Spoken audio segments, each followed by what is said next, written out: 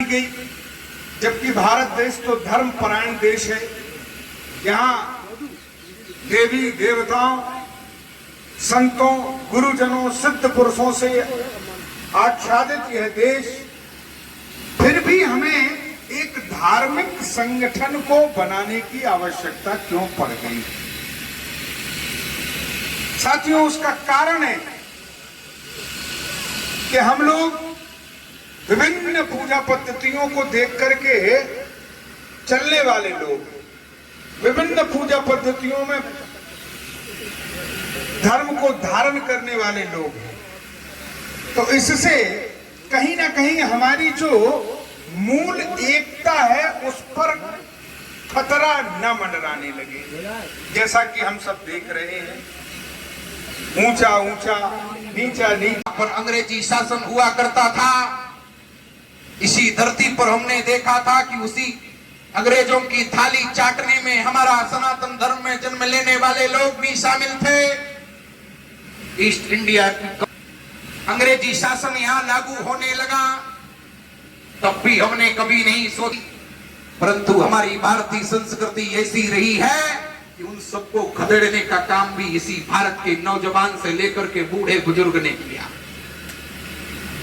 हमने कभी नहीं सोचा था इसी धरती पर कभी अकबर का राज्य होगा। हमने कभी यहाँ फैसला नहीं लिया था कि कभी हमारे मठ मंदिरों पर आंच आएगी।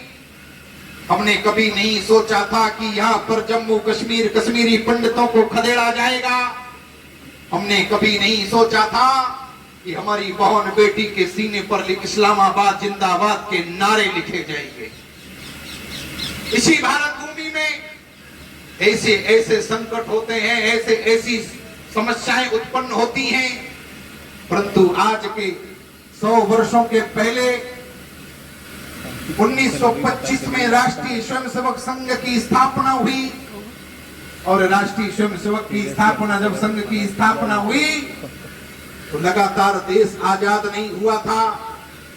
हम सब आजादी के लिए लड़ रहे थे, क्योंकि लोग कई बार कह देते हैं कि भारत कभी गुलाम था, परंतु न तो भारत कभी गुलाम था और न कभी गुलाम हुआ है और न कभी गुलाम रहेगा।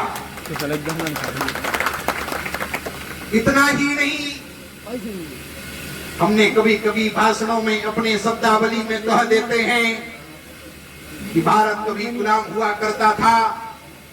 अगर हम भारत कभी गुलाम हुआ करता होता तो कभी भी इस धरती पर यहाँ कोई समस्या उत्पन्न नहीं होती।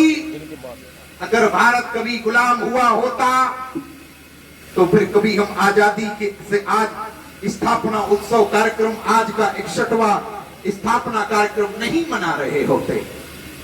लेकिन जब भी दुनिया में 1925 में राष्ट्रीय स्वयंसेवक संघ की स्थापना हुई और उस स्थापना में हमारे सरसंघ चालक, द्वितीय सरसंघ चालक श्री गुरु जी के मन में यह भाव उत्पन्न हुआ कि एक छत के नीचे हमारा हिंदू समाज कैसे बैठेगा, एक छत के नीचे हमारा हिंदू समाज कैसे खड़ा होगा, एक छत के नीचे बैठ करके हम हिंदू समाज को साथ कैसे लेकर चलेंगे।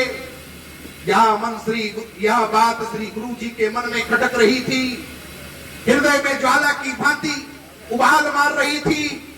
और जिस प्रकार से यह बात 1964 में संदीपनी आश्रम में, जहां पर भगवान कृष्ण का शिक्षा दीक्षा भी संदीपनी आश्रम में हुई हो, ऐसा एक सुंदर स्थान चुना गया। मुंबई के 29 अगस्त का वह दिवस था। 1964 की वह तिथि, वह वर्ष था जहां पर लोग सोच रहे थे, दुनिया के मत पंथ के लोग, संत समाज के लोग वहां पर खड़े होकर एक छत के नीचे बैठेंगे। जहां पर पंडित विद्वान ज्ञानी खड़े हो रहे थे, वहां सबको साथ लेकर के उसी संदीपनी आश्रम में